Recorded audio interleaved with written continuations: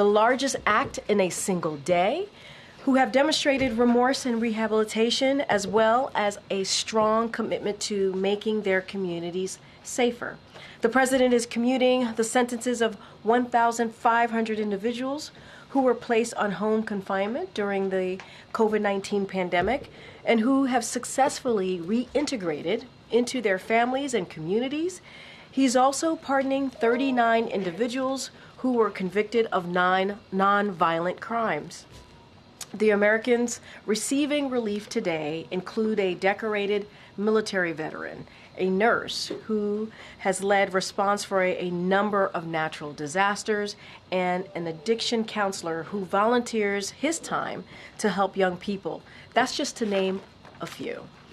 Today's actions build on the president's record of criminal justice reform to help reunite families, strengthen communities, and reintegrate individuals back into society. The president has issued more sentence commutations at this point in his presidency than any of his recent predecessors at the same point in their first terms. He's also the first president ever to issue categorical pardons to individuals convicted of simple use and possession of marijuana, and to former LGBTQI plus service members convicted because of their sexual orientation. As the president has said before, America was founded on the premise of second chances. For far too long, our criminal justice system has closed doors of opportunity for too many people who should have the chance to once again participate in daily life and contribute to their communities. And as the president said in his statement, he will take more steps in the weeks ahead. He and his team will continue reviewing clemency petitions to advance equal justice under the law, promote public safety, support rehab and reentry, and provide meaningful second chances. And with that, I have my colleague here from the National Security Council, Admiral Kirby, to talk about foreign policy news of the day.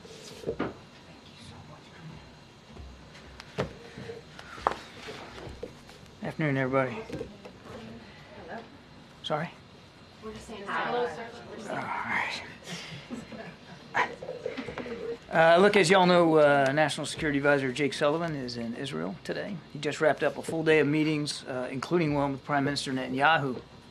Jake's meeting with the Prime Minister focused on the progress we've made in the region. That means ensuring the Lebanon ceasefire continues to hold, that we continue to engage with all Syrian groups to establish a transition toward an independent and sovereign Syria, and most importantly, that we continue to make progress toward closing a hostage release and ceasefire deal in Gaza so that the hostages, including Americans, can be reunited with their families, so that civilians in Gaza can receive humanitarian assistance that they desperately still need, and so that this war can come to an end.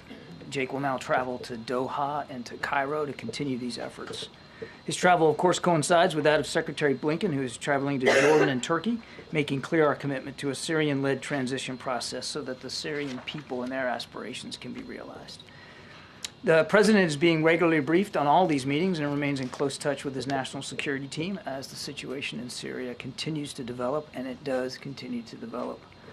Tomorrow, he's going to speak virtually with his fellow G7 leaders. They will discuss a range of issues. Our shared support to Ukraine, which comes, of course, after the United States dispersed $20 billion to a new World Bank fund that will provide economic support for Ukraine as part of the $50 billion G7 Extraordinary Revenue Acceleration Loan effort.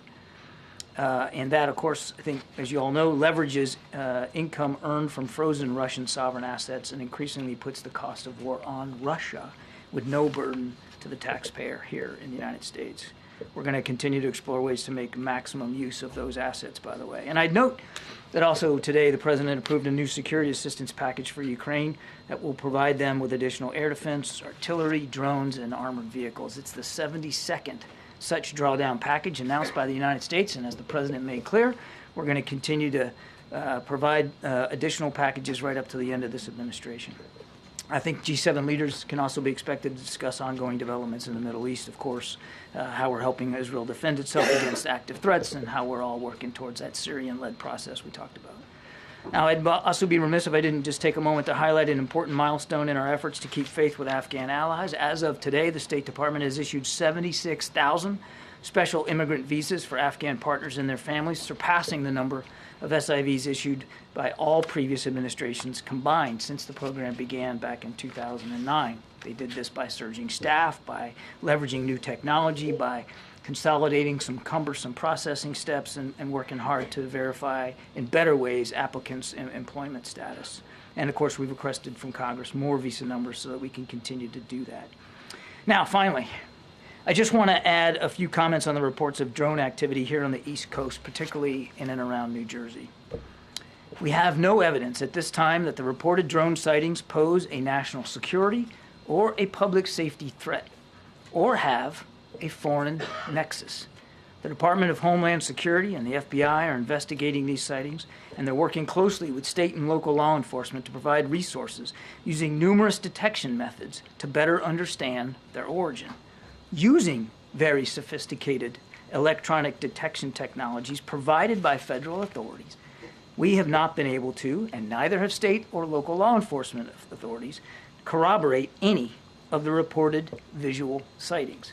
To the contrary, upon review of available imagery, it appears that many of the reported sightings are actually manned aircraft that are being operated lawfully.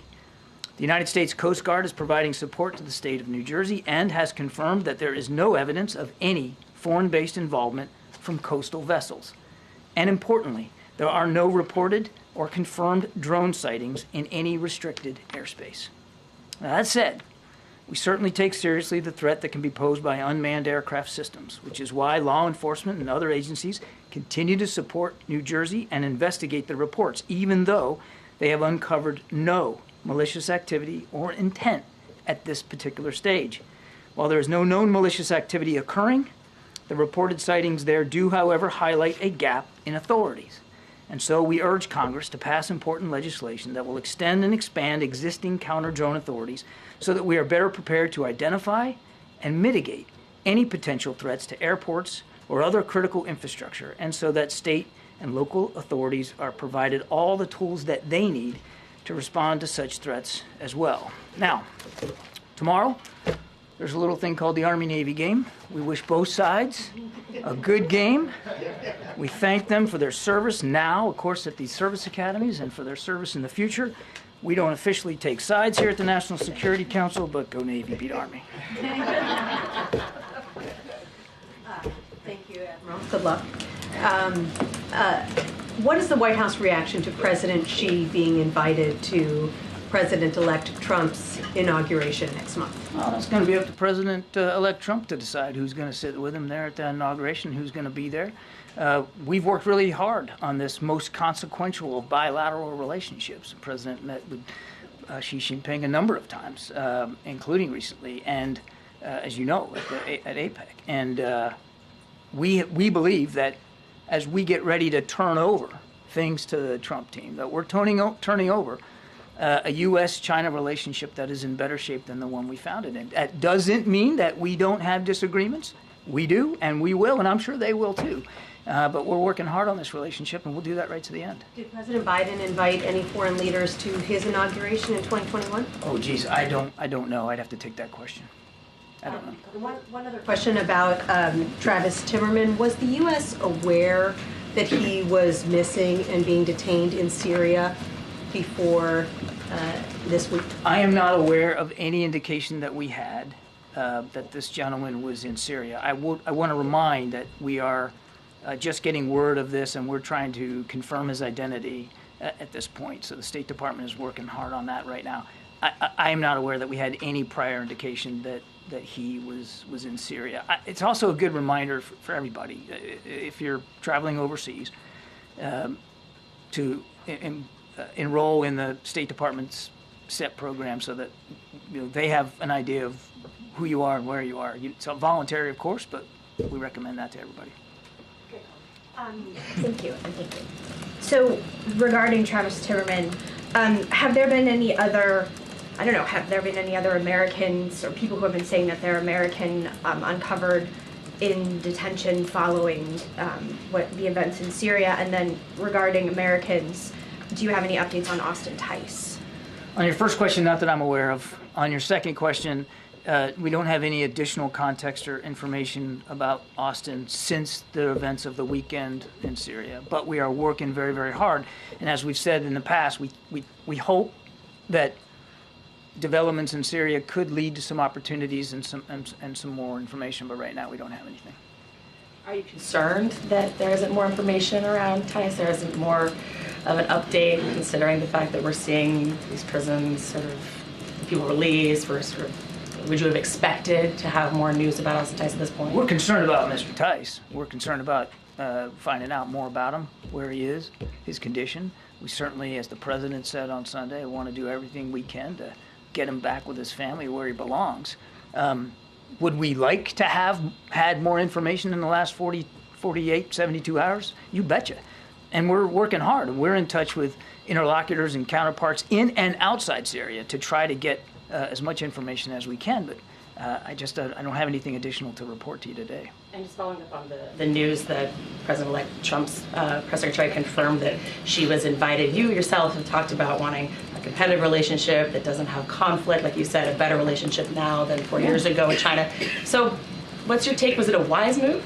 I'm not going to, it's not my place from the podium here to pass judgment on the invitations to the inauguration. That's really for the Trump transition team to speak to. Look, I would just again say this. It is without doubt the single most consequential bilateral relationship that the United States has in the world. And it is a relationship that is both fraught with peril and with opportunity. And when we get ready to turn over to the Trump team, we will make sure they are fully informed about everything President Biden has done, and he has done a lot, to get this relationship on a more stable footing. And it'll be up to them to determine how and to what degree they want to carry that forward. And if that means having a conversation with President Xi around the inauguration that President Trump wants to do, well, again, that's his prerogative. President-elect Trump President-elect Trump this morning also kind of dismissed a question about protecting Taiwan. Could you talk at all about conversations that the current Biden administration might be having with Taiwan in this moment, if there's more security concern with those friends and partners with an incoming Trump administration? I think Taiwanese leaders know very well where President Biden stands on our continued support to Taiwan self-defense. I think that they also clearly understand that we don't want to see any cross-strait tensions resolved through violence or force, and that we're committed to our obligations under the Taiwan Relations Act. So I'm not aware of any additional specific conversations that have happened in recent days, but I think it's pretty apparent to everybody, including the PRC and President Xi, where we stand on the issue of Taiwan self-defense. Good, Dan. Thanks, Karine. Thanks, Admiral.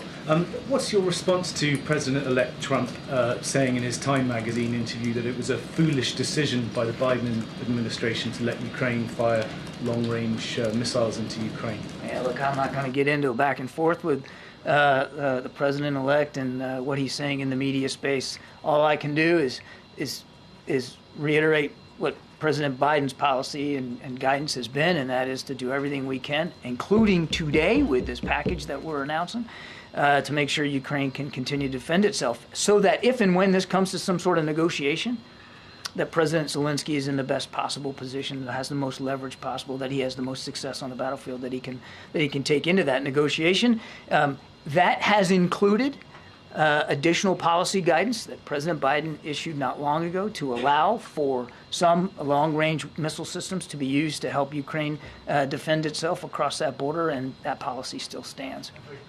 Extending any congratulations to President-elect Trump on his second Time Person of the Year award? I actually didn't know that had happened. I don't have anything more to say on that. Karine, I want to go back to Austin Tice. Can you give us some information about the U.S. presence on the ground? Who's there to secure his release? Because it seems to be like it's a battle between journalists. We're trying to reach to any American prisoners there. And this is what happened this morning. Let's not get ahead of where we are right now. Two things. One, U.S. military presence in Syria is predominantly in the east, and it's designed solely to help us with the counter-ISIS missions. And we're working with the Syrian Democratic Forces to that end. That's why they're there, and that's the only reason that they're there. We don't have enough information right now about Mr. Tice and his whereabouts and his condition to develop any kind of policy options in terms of getting him home. So let's just not get ahead of where we are right now. Right now, we're really trying, and we hope that developments in Syria will give us the opportunity to glean more information. Sorry, I just want to follow on this. So you're saying that there's no FBI agent, there is nobody from the hostage departments that the U.S. was dealing, who's on the ground now in Syria? Because I'm aware of the Hostage Aid, it's an organization that's trying to find all hostages all over, American hostages. They are on the ground. And there are journalists, including my station, who are actually the first station to reach Mr. Trevor this morning. The work that we're doing, the presence that we have in Syria is largely around counterterrorism missions. Again, I don't have policy options to speak to right now about finding and retrieving Mr. Tice. We just don't have enough information at this point. Okay, one more on Gaza, please. You have called on the Israelis many times from this podium to make sure they avoid civilian casualties and aid workers who've been working in Gaza. In the last week, every single day, there's at least 50 civilians have been killed, including entire families, and 34 aid workers. So has your message gone on deaf ears, or are you following up with what's happening there? How is civilians are being killed every single day, and we don't hear much about it? We talk to the Israelis almost every day about their operations and about how we want to see them be more careful and minimize civilian casualties. And my goodness, Jake Sullivan, our national security advisor, is in Israel today. And this very much was a part of the discussions he had with the Israeli national security team as well as the prime minister. He brought it up today. Secretary Blinken is in the region. I have no doubt that he'll be bringing it up as well. Yeah, Patsy. Thank you. John, two questions. One on Afghanistan. If you have any thoughts on the death of the Taliban minister Khalil Rahman Haqqani in a suicide bombing claimed by a regional Islamic State affiliate? I think that, look, we're just getting information about this. I think it's a little too soon for me to make a comment. The only thing I would say is that we recognize, and we said so at the time, that there was still an ISIS threat inside Afghanistan, and clearly they have set their sights on the Taliban, but I don't really have anything more to say on that. Is there anything in terms of U.S. over-horizon capability? Can you comment on that in terms of how this kind of suicide bombing? We maintain and have improved since our withdrawal from Afghanistan the ability to conduct over-the-horizon counterterrorism operations anywhere in the world, and we've proven our ability to do that, including in places like Afghanistan since we left. One on Venezuela, if you don't mind, John. So Argentina is accusing Venezuela of continually harassing members of the opposition that's sheltering in their diplomatic compound in Caracas. Do you have any comments on that? Let me get back to you on that one. Yeah, John, thanks so much. On Syria again, what is the United States doing to ensure that there are no clashes between the Turkey-backed SNA and the U.S.-allied Kurdish militia there? Yeah. One of the things we want to make sure is that the Syrian Democratic Forces stay partnered with us on counter-ISIS missions. And we have seen in the past where certain parts of the SDF, if they perceived other threats and challenges, they've in the past, they've kind of moved off that mission, and we don't want to see that happen. So we're in very close touch with our SDF partners to try to maintain that focus on counter-ISIS missions, and we are just as importantly in touch with our Turkish counterparts, including Secretary Blinken, to make sure that we understand what they're trying to do, and that we both take steps that help preserve the effectiveness of the counter-ISIS mission, and that it's not diminished in any way. Okay. I mean, the relationship with the Turks hasn't been the best. So how do you hope to ensure that this message gets through and is respected? By being there and talking to them, which is what we're doing today. Okay. And then just one more on Syria, or rather on Austin Tice. There have been scattered reports that he could be in Iran. Can you say anything to that? I can't. As I said, and it's an honest answer, we just don't have enough context right now to make a judgment about his whereabouts or his condition, and that's why we're working so hard. And we are, as we speak, you and me today, we are asking those questions, and we hope that what happened in Syria over the weekend may give us an opportunity to learn more. Are you directly in touch with the Iranians about this at all? We have been in touch. I'll just say this. As you would expect, or at least I hope you would expect us to be, we have been in touch with interlocutors and groups and leaders all over the region. And we have various ways of being in touch. Some's indirect, some's indirect. But I think it's safe for you to assume that given the events over the weekend, it's a full court press to see what we can do to find out more about Austin Tyson. That includes having a whole heck of a lot of conversations with a lot of different folks. Okay, and then just one more quickly on Gaza. So Jake said he thinks the ceasefire deal may be near. We've obviously heard that before. And Jake said we've heard that before, and we haven't always been able to get it across the finish line. We're being pragmatic about this. I know, but I mean, what, how are the circumstances different now? What dynamics could be different that would actually make a deal happen? That's a great question. I think if you're Hamas right now, which is still fairly a rudderless organization, and you look at the world today, the options aren't good. Your military capabilities have been all but decimated. Your main leader is gone. The leader of your buddy Hezbollah, he's gone. Nasrallah is gone. Hezbollah is now in a ceasefire arrangement, which is still holding with Israel. And Iran is not coming to the rescue. There is no cavalry for Hamas right now. So this is the time, and I think that's what Jake was alluding to. There has been an awful lot of pressure put on anybody who is supporting Hamas. And now, given where they are and how weakened they are, this is the moment to make this deal. And that's why I think Jake believes that we're getting close. I mean, this is a great opportunity right now to do it. Thank you, Karine.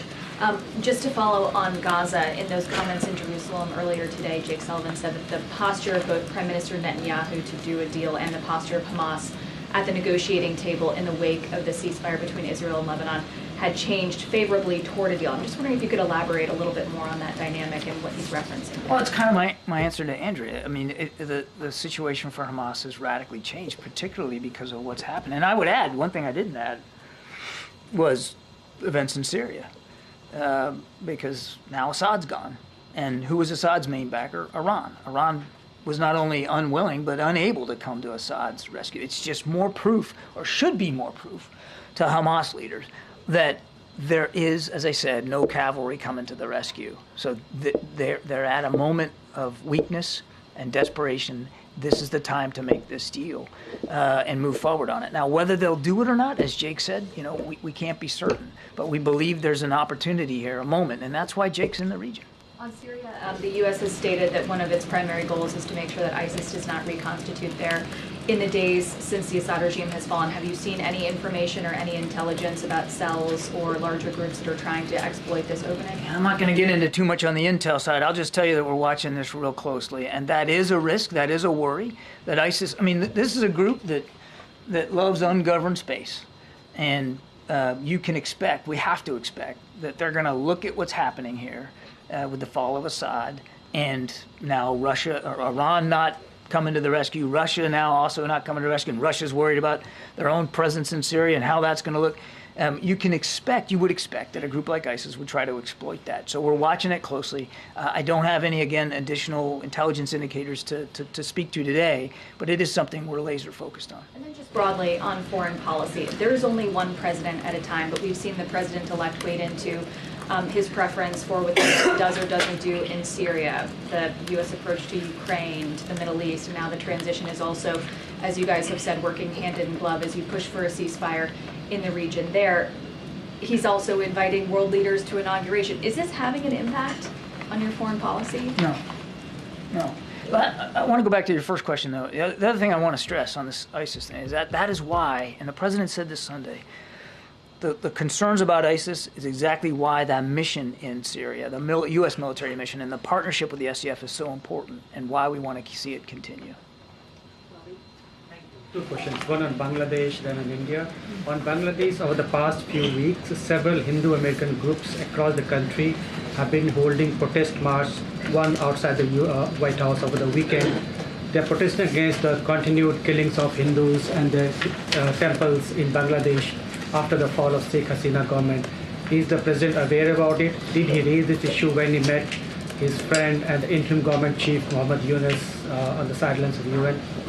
We're watching this very, very closely, and the president's following events closely as well. The security situation in Bangladesh has been difficult following the ouster of the former prime minister, and we've been working closely with the interim government to enhance the capability of their law enforcement and security services to deal with the challenge. We've been very clear in our engagement with all Bangladeshi leaders that protection of religious and ethnic minorities is absolutely critical, and the leaders of the interim government have repeatedly committed to providing security to all Bangladeshis, regardless of religion or ethnicity. We want to hold them to that.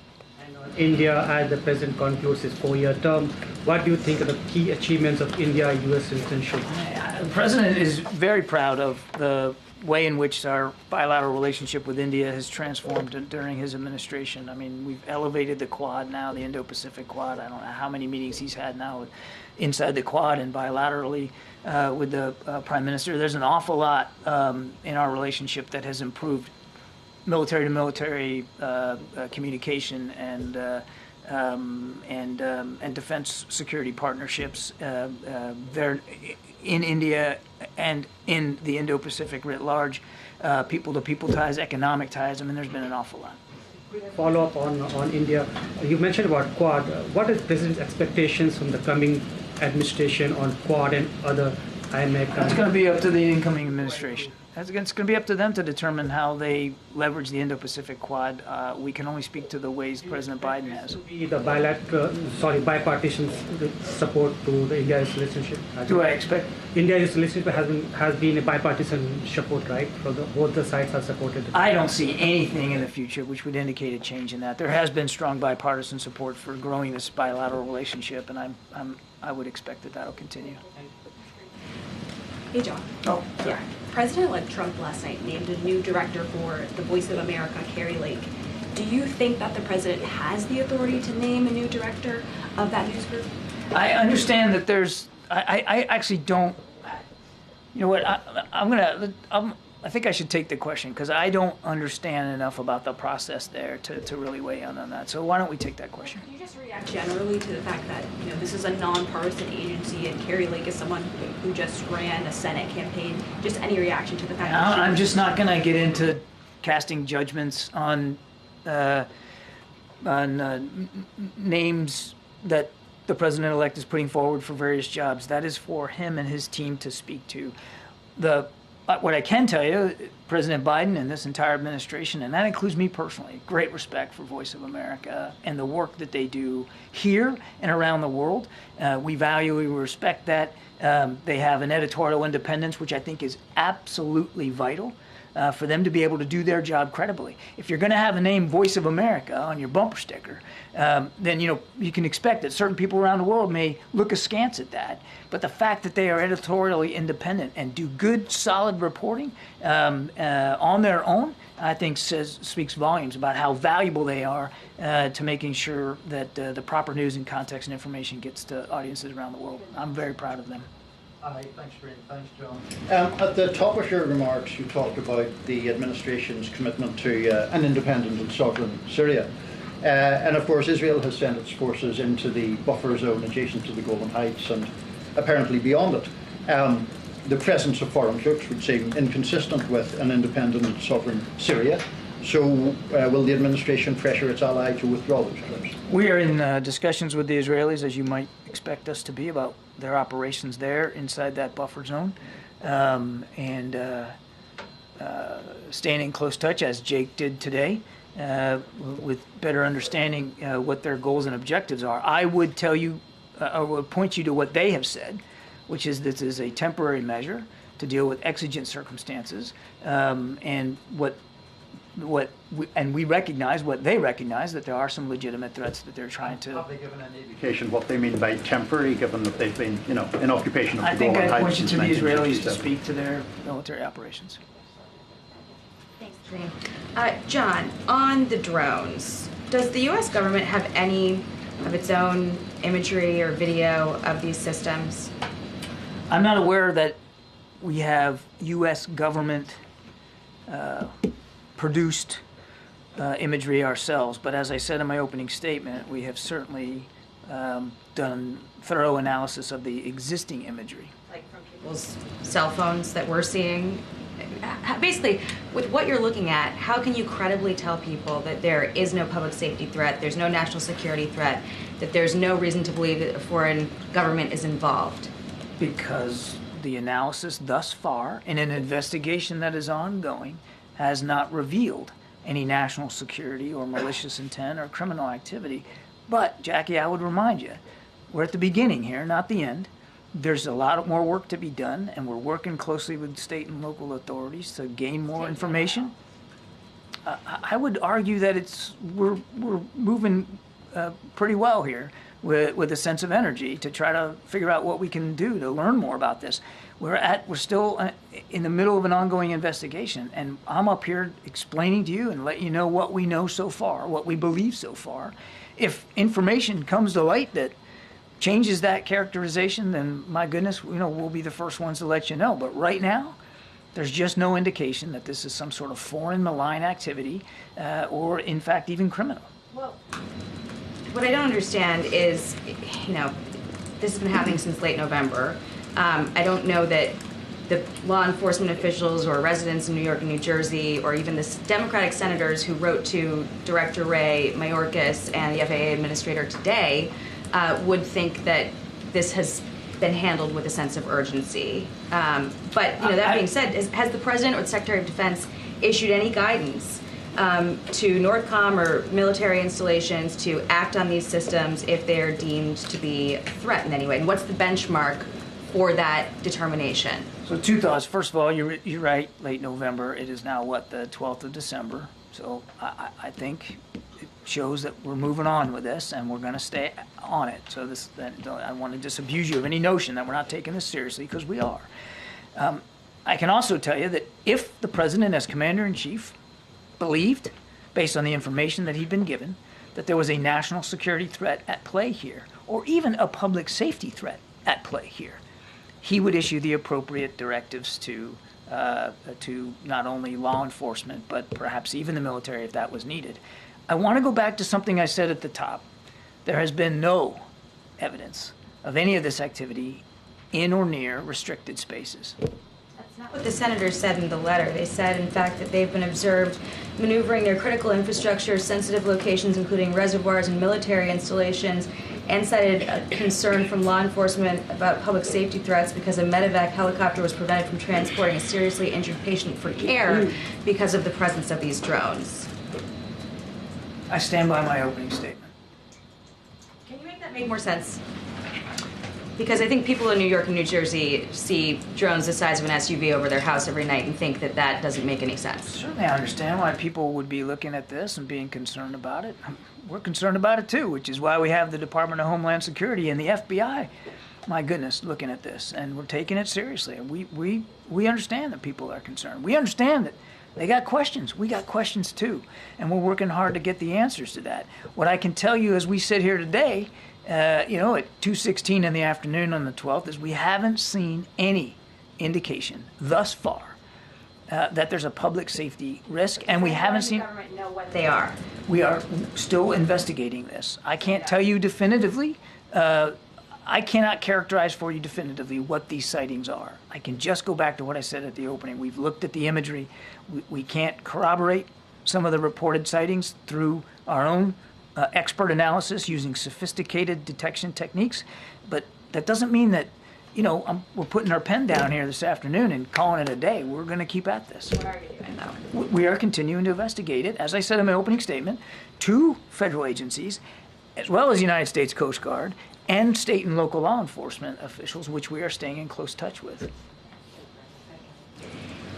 Picking up on drones, has it reached a level, or is there a level determined by which the president or the administration, more directly, would prohibit any use of the airspace, since it is regulated, for drones for a period of time to try to figure out who they are and to remove this anxiety that people in the Northeast are feeling? I don't know that we're at a stage right now where we're considering that sort of a policy option. But I can tell you that we're going to keep an open mind here. And I think we're going to, whatever policy options we determine are appropriate will be informed by the investigation. And thus far, in this early stage of the investigation, there's just no national security threat that we see and no public safety risk. So again, you want to be careful that you don't you don't jump to conclusions and you don't jump to policy options that may not be appropriate at this particular stage. But we'll obviously see where it goes, and we'll be informed by investigators. One other topic, with Jake in Israel and issues related to Ukraine and Russia, the Middle East and so forth. With 40 days to go, do you feel that the Biden foreign policy team is in a cooperate with a very vocal president-elect who is talking about these issues to achieve the aims that you have, or do you view it as this is only your negotiation to have, whether it's in Israel, whether it's with Ukraine? Is it coordination, competition? How would you describe? I would say consultation. We are keeping the incoming Trump team fully aware and read in of not only what we're doing, but what we're thinking about doing, so that there's nothing they should see in the public domain, nothing I'm saying here, nothing Jake said in Israel, that would surprise them, that we're keeping them fully informed. And has the president or members of this administration asked the president-elect to pull back from public statements or phone calls or anything that might impinge on what you're trying to do? Not that I'm aware. Final question. What do you make of reports that were out today that Austin Tice was seen alive at a prison in Damascus in 2022? I think I've answered this before. I just don't have, I've seen that press reporting. I don't have any information to verify that reporting, and I certainly don't have anything today that gives us a sense of his whereabouts right now. I'm asking, though, because the Israelis bombed that facility over the weekend, and so I'm wondering if there are any conversations with the Israelis about, maybe avoiding targets where Austin Tice or other prisoners might be held. We're, as I said earlier, it's a full court press to get more information about Austin, and we are actively in touch with interlocutors and counterparts throughout the region, and that includes Israel. Okay. Thank you so much, John. Thank you, Karine. Thank you, John. Thank you,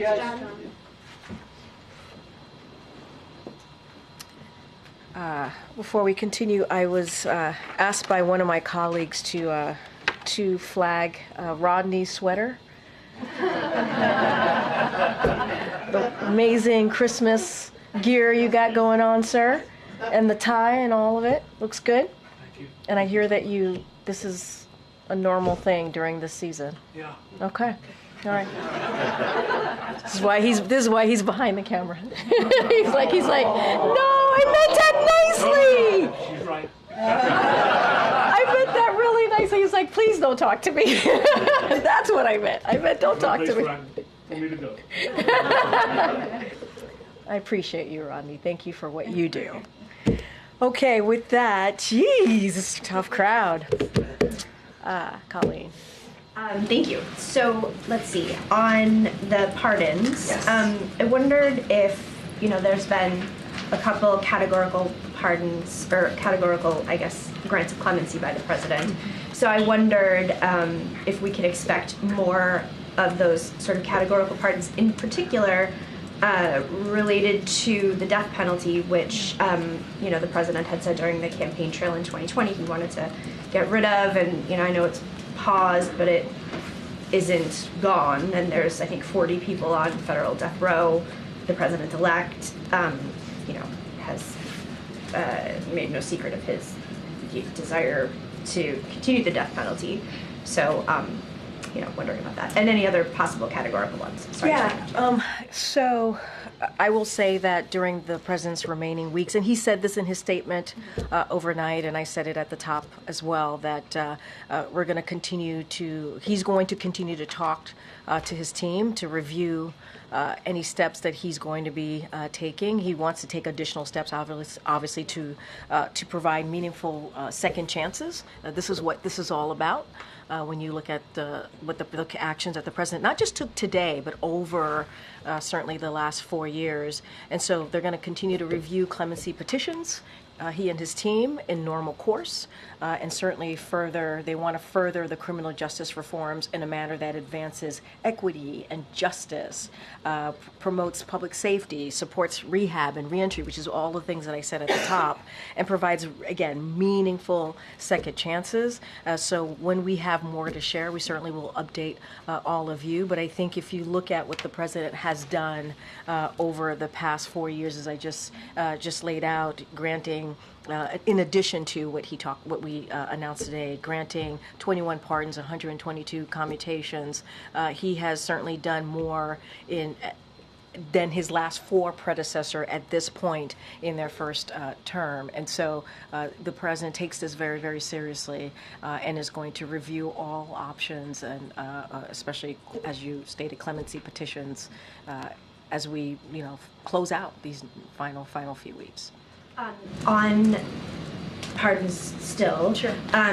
We had a poll yesterday that just about 2 in 10 Americans approved of President Biden's decision to pardon his son. In particular, they were troubled by the fact that he'd gone back on his word. So I wondered what the president's message is to those Americans. I mean, I just go back to his statement that he put out 12 days ago, I think now, that Sunday. And I think that last paragraph where he talks really, truly directly to the American people about this decision that he's made, obviously as a president, as a father. But I would say more broadly, legal experts, you've heard me say this, you've heard from legal experts, specifically and analysts, former U.S. attorneys from across the country who have said, and they have all agreed, no one would be criminally prosecuted with felony offenses with these facts, the underlying facts that we have certainly have gone back and forth on. And I have quoted many times, and I'll do this again, the former Attorney General Eric Holder, who said no U.S. attorney would have charged this case given the underlying facts. Had his name been Joe Smith, the resolution would have been fundamentally and more fairly a declination, pardon warranted. And so I think the actions that the president took today, the actions that he's taken over the last 4 years when it comes to clemency, I think shows the president's commitment when it comes to trying to reform the criminal justice system, and obviously his commitment to that, but also giving people a second chance. And so, I think that as it relates to the American people, I think that I understand that you had this poll, and I get that, but I hope that they will understand the decision that he made, and what he's going to continue to do in these closing weeks as president. Do you think he should apologize based on what the polling found? What I think is, I think the president hopes that the American people hear him out. Again, going to that last part of his statement, and I feel that I should continue to reiterate that the American people out there should take a look at the president's own words, his statement, how much he wrestled with that decision, and how circumstances did indeed change for him in his view. And I quoted many times what Congressman Clyburn said when he spoke to the president 2 weeks prior, how the president was indeed reticent in making this decision. And when he saw that Republicans weren't going to let up, when we talked about the recently announced Trump appointees for law enforcement who have said themselves that they were going to seek retribution, and there was no reason to not take them by their word. The sentencing was coming up. All of these pieces certainly led to circumstances changing, and so he made a very difficult decision. And I just hope that in due time, the American people will see why he made this decision to move forward. In the meantime, I think this announcement, the statement from the president, this announcement today that we're making, nearly 1,500 people getting their commutation. I think it's important. I think it's important about second chances, giving people second chances, and so that's what the president certainly is going to continue to focus on. Great. Different than commuting a sentence, though, or pardoning someone who's been convicted of a crime. There was conversation at one point about the idea of preemptive pardon for someone who hasn't been convicted yet, but who might be a target of the incoming Trump administration. Is that still on the table? I'm not going to get ahead of the president. As I said, we'll have more. The president will have more to announce over the upcoming weeks as we close out our time here. I'm not going to get into the president's thinking. He's going to have conversations with his team. He's going to review clemency petitions. He's going to review options on the table, and so that's where I'm going to leave it. And I think 1,500 individuals, as you all know, who were placed on home confinement during the COVID-19 pandemic, and who have successfully reintegrated into their families and communities, and also pardoning 39 individuals, is a big deal. I think it's important to those individuals and their families and their communities. As I've said, they've reintegrated into those really important pieces of their lives. And I think that's really important. And just building on what the president has done over the past 4 years. And I think today, I think it's a good day for many of those folks who deserve that second chance and who have proven to be able to take that on. Absolutely. Yeah. Some of the names that have been floated around preemptive pardon solutions, it would just be such an unusual, extraordinary step. We've talked about in the news, we've seen Liz Cheney, Dr. Fauci. You're talking about the preemptive pardoning. Right. I understand you don't want to get ahead of the president's thinking, but are any of those names wrong or still? Can you tell? I mean, do you want to tell us anything about? It would be a bad move on my behalf if I preempted the president or previewed anything that the president was thinking about, considering, and so this is something that he's going to talk with his team about. And I just don't have anything beyond that for you. Again, I think today is a very important day as we talk about the criminal justice system, as we talk about giving people who have shown that they can reintegrate into their community, back into their families, a second chance.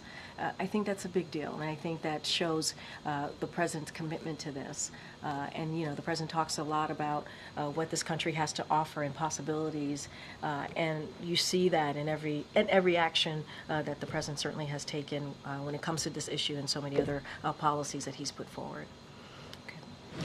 Okay. So Karine, I keep asking you this question. I'm going to ask it one more time. Yep. You have been working on an Islamophobia or a strategy to counter Islamophobia that would partner with the strategy that you've already released to countering anti-Semitism. We've been waiting for it for a long time. Do you have any further updates on when that could be released? Do you anticipate it coming before the end of the year? I would say stay tuned. This is obviously something that we're very committed to when it comes to protecting communities across this country. You saw that in our anti-Semitism strategy, and obviously we've been talking about this Islamophobia strategy as well, or talking about coming up with a way forward in protecting communities. Certainly that's the president's commitment. I don't have anything to share right now at this moment at this podium behind this lectern, but I would say stay tuned. Given the former president's ban on entry for people from Muslim majority countries, also known as the Muslim ban, at the beginning of this term.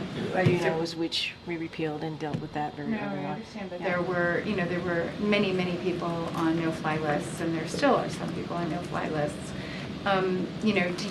Is there any preemptive action that the administration can take to guard against that kind of, mass move again this time? Well, you know where the president stands on this in this administration. I don't have any policy announcement to share with you at this time, and so I'll just leave it there. Okay, and then just on the Pardons and Clemency Act, numerous groups have sort of asked the administration to go even further, to be even more bold in terms of saying that there's something like 9,000 additional petitioners, some of whom are chronically ill, some who are aging, some have very young children. I know that you are still reviewing these things, but can you say something about the scale? Is this the sort of is this the big move that we're going to see, and then we'll see sort of individual pardons coming forward, or will there, do you anticipate that there could be another larger scale move? I'm not going to get into the strategy. I'm not going to get into numbers. I'm not going to get into what the president is currently thinking through. Not something that I'm going to do from here. But I don't want people to forget, and I said this at the top, and I just want to reiterate, we're talking about Americans who receiving relief, who are decorated military veterans, a nurse who has led response for a number of natural disasters, and an addiction counselor who volunteers his time to help young people. And that's just naming a few. And so that is important to note, because these are the folks that we're talking about, who are, again, reintegrating back into their communities in a way that's effective, in a way that's incredibly important, giving them second chances. And let's not forget all of the other ways that the president has been able to give second chances to Americans over the past almost 4 years when he's made these types of important decisions. So I'm not going to preview, I'm not going to get ahead of this president. It would not be wise for me to do so, because he has to make those final decisions, and he has to review what's in front of him with his team. And I just want one more real quick one. There's an anniversary coming up on Saturday for the Sandy Hook shooting, and I know that this is something that's very near and dear to the president. But yeah. Is he planning any kind of action or statement? So don't have anything for you. As you know, we think during his presidency, I think over the past couple of years, even before his presidency, he's spoken to this day, this tragic day. And you're right, this is, when it comes to Sandy Hook and any devastating, horrific events like we saw on that day, and you know, the president has always spoken out to it. This is a president that understands loss, understands what that means to a family, understands what that means to a community. And Sandy Hook was one of those moments that tore us apart. I think if you think about that moment, and I think if you are just a human, and you remember that day, it is a heartbreaking moment. And obviously our hearts go out to the families and certainly their loved ones who are still dealing with, every year, dealing with a difficult moment, a difficult anniversary. And so I know the president thinks about them almost every day.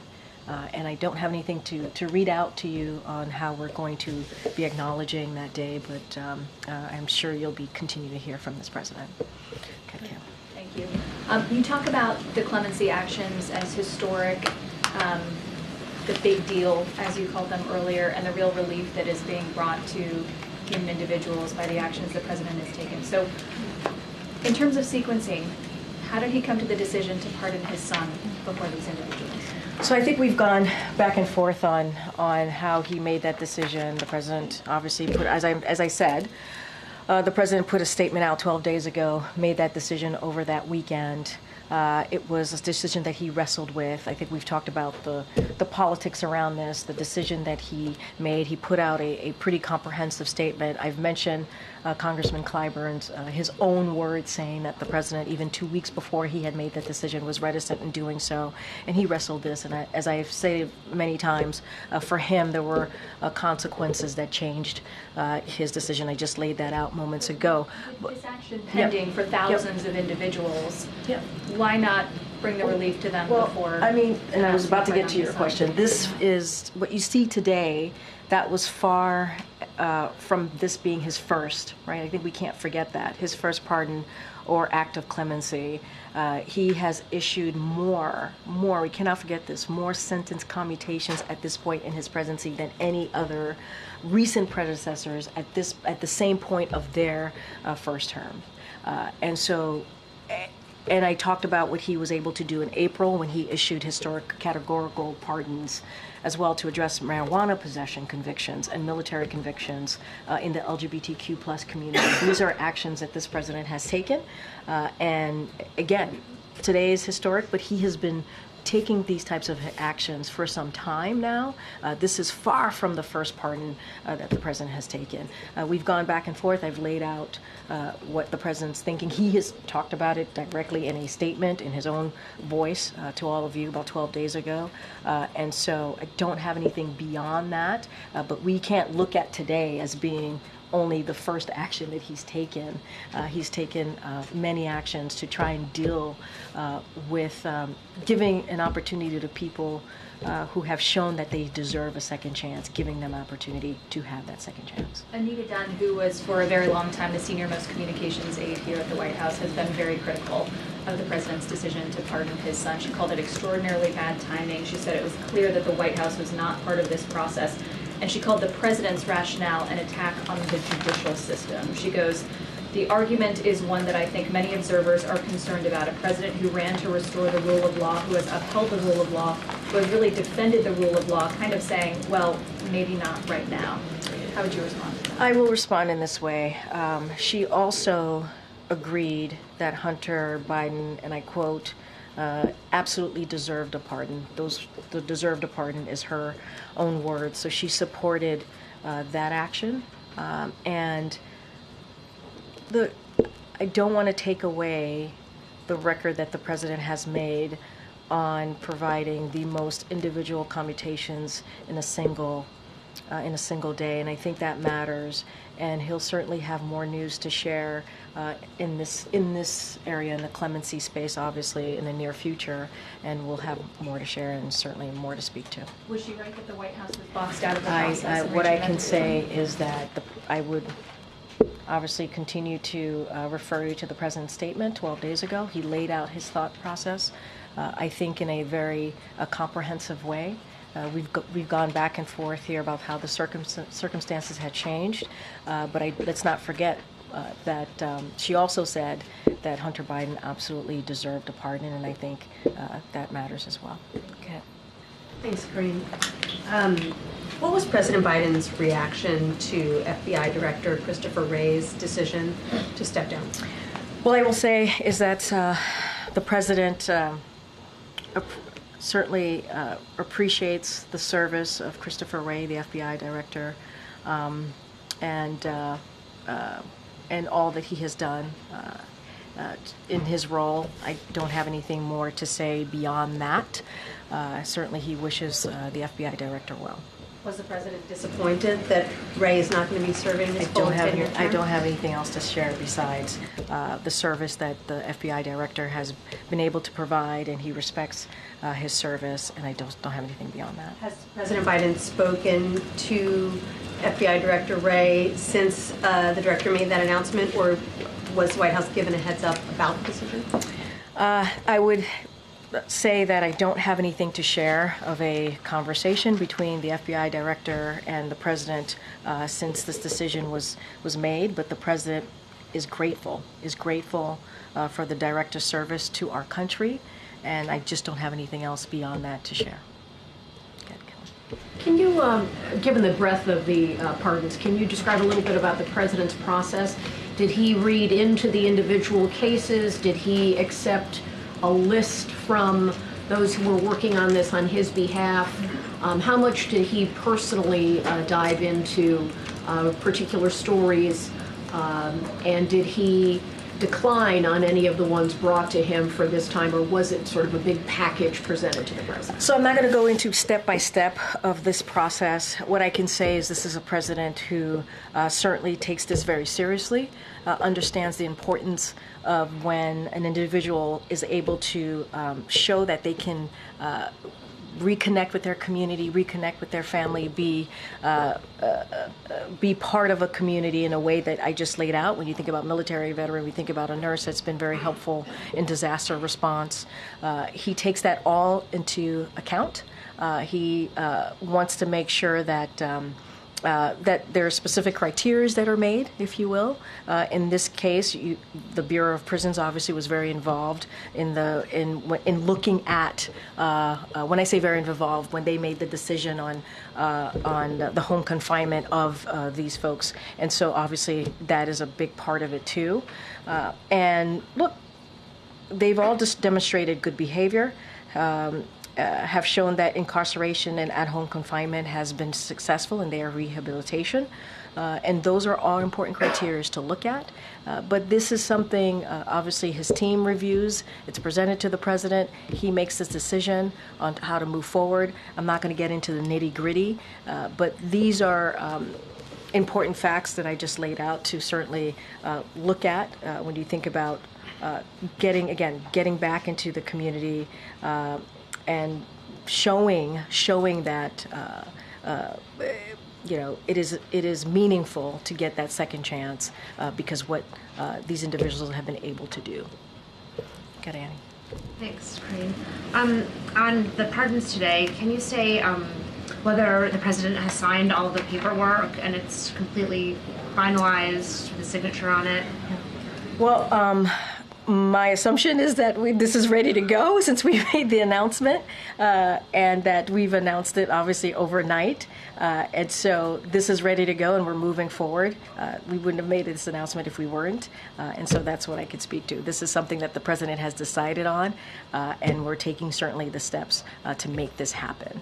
And would you be able to say sort of precisely when he signed it? Or maybe I don't have specifics on signature, when it was signed, how the process even works. I know that we just made an announcement, obviously, overnight on this really, this granted clemency of nearly 1,500 people. I think that's a big deal. 39 individuals were certainly pardoned, who were convicted of nonviolent crimes. And I think this is important to just not forget, but I don't have the specifics of the process or how it works. But obviously it's out there and we're moving forward with it. And then one other thing, you had been asked several times about whether Hunter Biden would receive a pardon and responded to that question. Yeah. In that vein, can you tell me whether the president is considering a pardon for his son, James Biden? Look, what I can speak to is the president made that decision, right, about Hunter Biden. He put it in his own words. I don't have anything to share beyond that. What I can say is not that I'm aware of, but I just don't have anything else beyond that. And the president certainly is going to, more broadly speaking, as we move forward to the next couple of weeks, he obviously is going to review with his team about other clemency decisions, and they're taking additional steps. And so that's what I can speak to at this time. Okay. Thank you.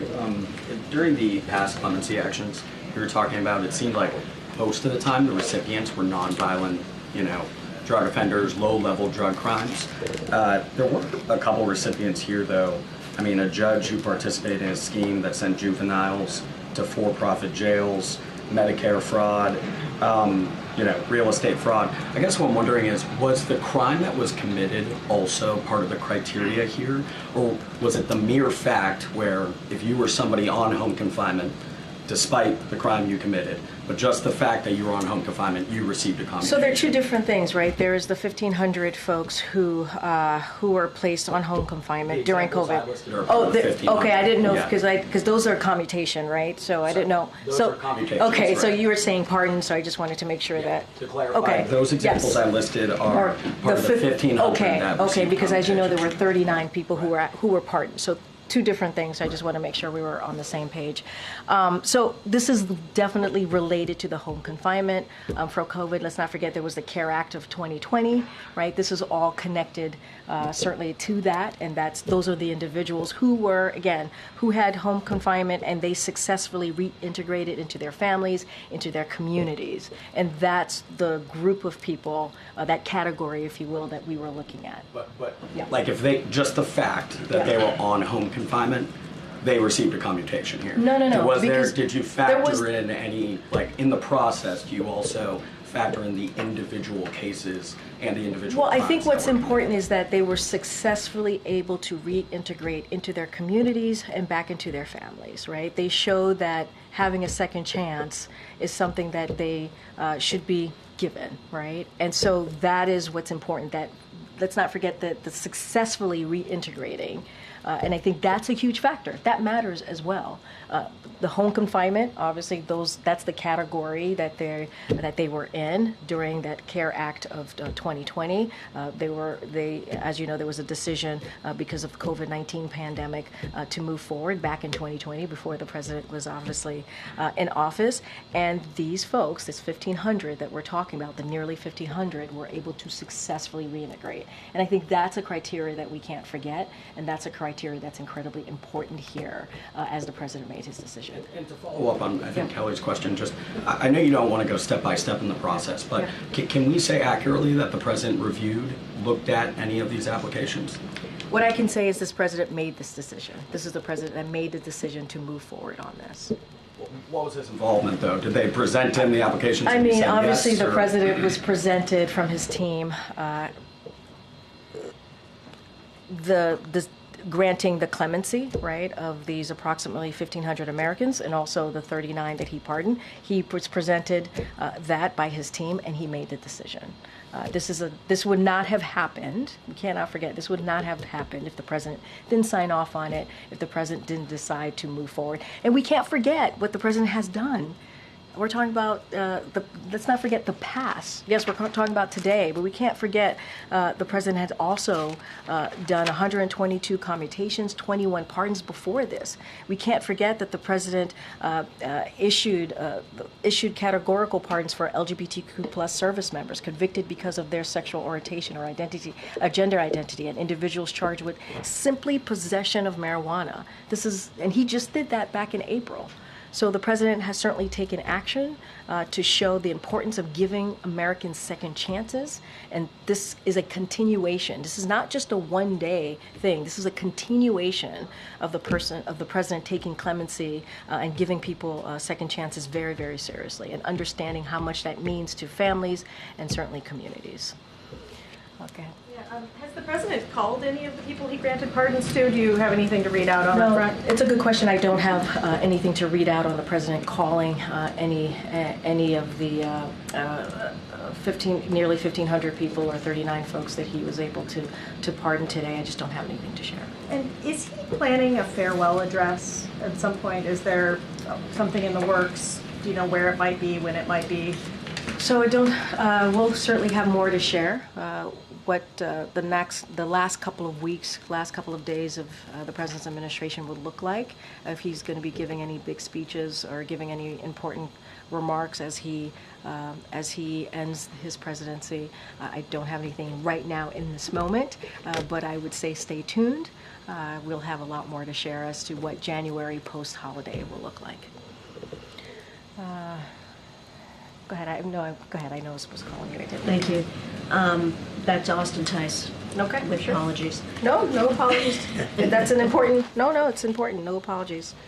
So I believe it was last Friday when the family of Austin Tice said that they had spoken to officials here at the White House. Yeah, they met with National Security Advisor Jake Sullivan at the end of last week. Yes. And then they had a statement at the National Press Club where they said that they had been told from a reliable source, we assume Sullivan, that Austin was alive and that he was being treated well.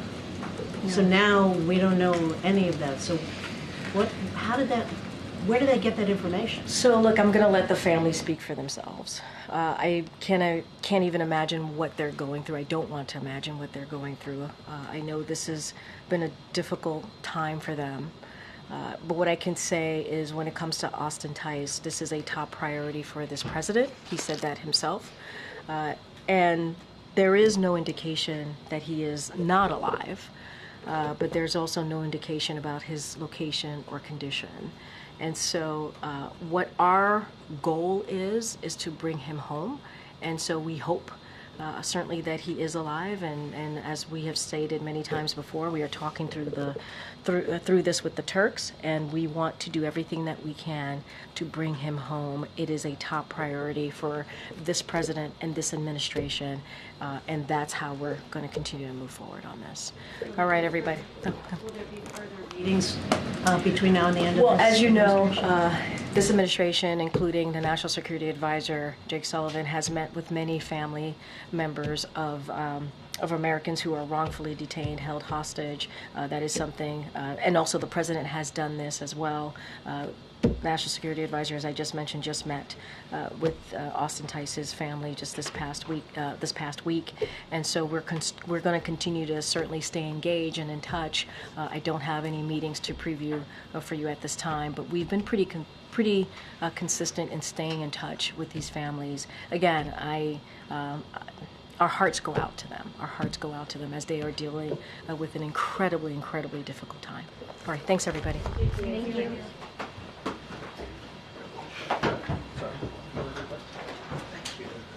Barely. I gotta put the ad. Yeah. No. I know. It's not a fair rate.